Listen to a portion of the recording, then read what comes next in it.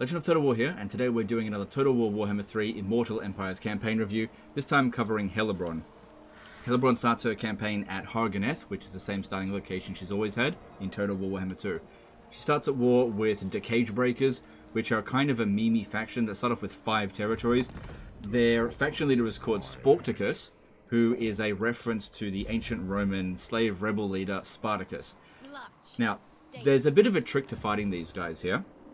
While you can fairly easily take them all out as your initial enemy, it's actually best not to fight them all in one go. So what I would recommend doing is take out this army here, then sack and occupy Spite Reach, because you're definitely going to want those slaves to increase. So occupy that, recruit as much as you can. Next turn, sack and occupy the Black Pillar, recruit as much as you can. Next turn, just occupy Kuark. I don't think you've got enough movement to sack and occupy it there. So just occupy. You want to make sure you've actually got it. Then on that turn, on turn 3, you offer a peace treaty to Spartacus, and he should give you money. Unless your army gets obliterated by you auto-resolving, you should be able to get some money out of him. Now, the reason for doing this is that the distance between Kuark and Dargoth is fairly large. Takes several turns to get there, and these guys here will likely intercept you with a full stack, especially if you're playing on higher difficulties. Whereas, if you leave them alone, they actually act as a buffer, so that when Sigvald the Magnificent comes over here and captures the Frozen City, you don't actually meet Sigvald the Magnificent, unless Sigvald decides to take these guys out, which he may very well do, but it buys you time, because he's not your first primary enemy. Your first primary enemy is actually Valkyr the Bloody. She's going to declare war on you as well. The thing is, if you're fighting Sigvald and Valkyr at the same time, you're fighting a war on 2 fronts. You don't really want to do that. So on turn 3, peace out with Sporticus, and then make your way to Glacial Garden. It should take you about 2 turns to get there. Then you want to get over to Jagrak's End, declare war on Valkyr, which also means declaring war on the Hmong, and capture that away off her. That's her primary settlement. That's her only dark fortress. Taking that away from her is going to cripple her economy. She's still going to be able to recruit, but she's still going to be stuck around here fighting. So what you want to do is come down here aggressively before Grond is taken out and fight as much as you can with Grond and take out Valkyr the Bloody. Once you've taken her out, that's essentially your western frontier secured for the majority of the campaign. And then just finish off Grond to secure some pretty wealthy territory. And then if you really want, at that point, finish off the Cage Breakers and fight Sigvald the Magnificent and just continue on your campaign. Now, let's talk about Hellebron herself. She's a okay legendary lord, not one of my favorites for sure, largely because she doesn't have a lot of global bonuses, but typically speaking, Dark Elves don't do that much for their race as a whole. But if you ever look at her trait here, reduced upkeep cost minus 50% for Witch Elves, Sisters of Slaughter, and Harganeth Executioners. That's very good in Warhammer 3 because in Warhammer 3, the supply line penalty is not as severe as it was in Warhammer 2, so you're going to really feel that benefit for a lot longer than you would in Warhammer 3. You would in Warhammer 2. And also, these melee infantry are significantly more effective on higher difficulties than they were in Warhammer 2. You also increase their weapon strength by 10%. Looking at a unique line over here, Champion of Cain giving them missile resistance to those various units, except for Sisters of Slaughter for some reason. Then you've got physical resistance plus 10%. Favor of Cain, just increasing the ability of that one there. I don't think that's super impactful. I don't like Rampage, but for a melee-focused army, that's not so bad. Daughters of Despair, increasing the stats of those units a little bit further. Rapturous Murder, giving you a bit of a stat boost.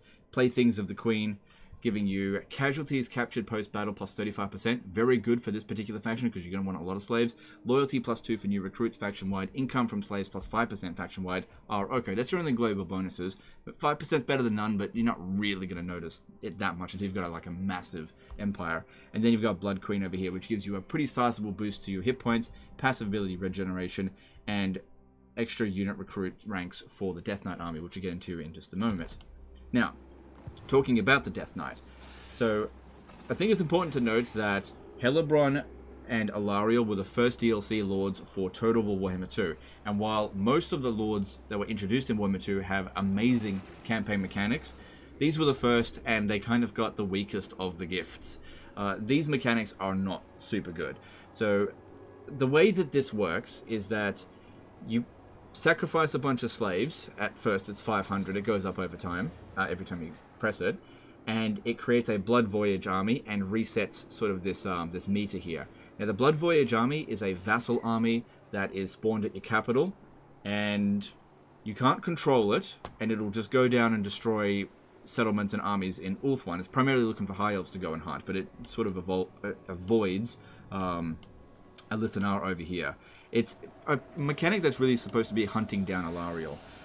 Anyway, it goes down and destroys as much as it can until it gets destroyed, and then you just get a certain amount of money based on how much it destroys. It's not a very interesting mechanic, but it can give you a bit of money. The main impact of the Death Knight, however, are the stat boosts to your entire faction through here.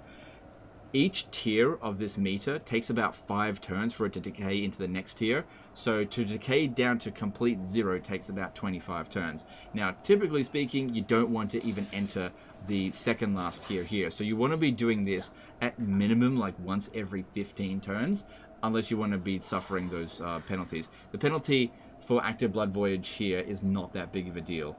But the benefit that the top one has is quite significant.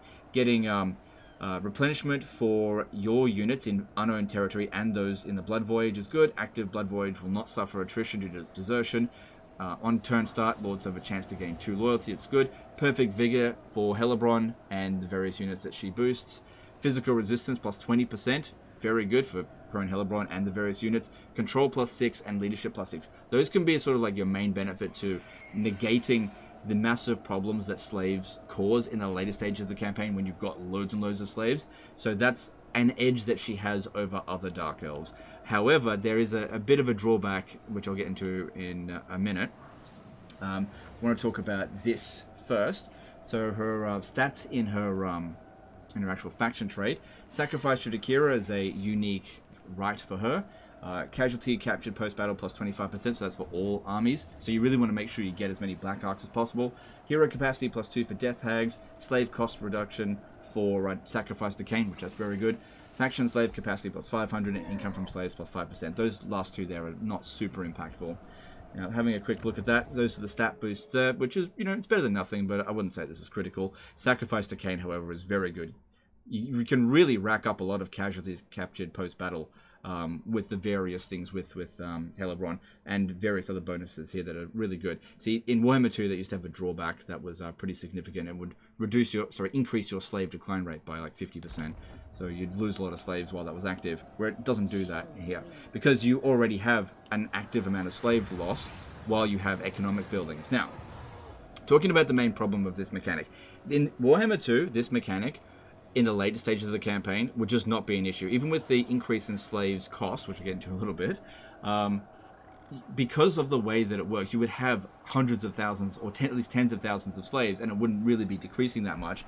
And so using this mechanic was just super easy. But in Warhammer 3, in the later stages of the campaign, your economy starts to get a little bit bloated as the slave decline rate exceeds the amount that you can actually generate per turn, unless you're being hyper aggressive. And because the cost of this is going up, you can actually reach a point where your economy is making it so that you're unable to activate Death Knights. It's possible for that to happen, so be very careful about that. But if you manage it all correctly, you should be fine. Now, every single time you press this, the amount of slaves required goes up by 50. Even though the game tells you it goes up by 100, it actually goes up by 50. Just keep that in mind. So if you press this way too often, like once every turn, in the later stage of the campaign, if it's costing you 2,000 or 3,000 and you just can't maintain that, you've screwed your campaign, because you'll basically be stuck on this, and that's not good. Overall, I'm not super fond of Hellebron's campaign. It's hardly one of my favorites, but if you're a Dark Elf enjoyer, maybe this is for you. But I can't really recommend this campaign for everyone by any means. Anyway, that's the end of this one here, guys. Hope you enjoyed it. Let me know in the comments below what you think of Hellebron's campaign. Appreciate you. Don't forget to subscribe, and we'll see you next time. Later, guys.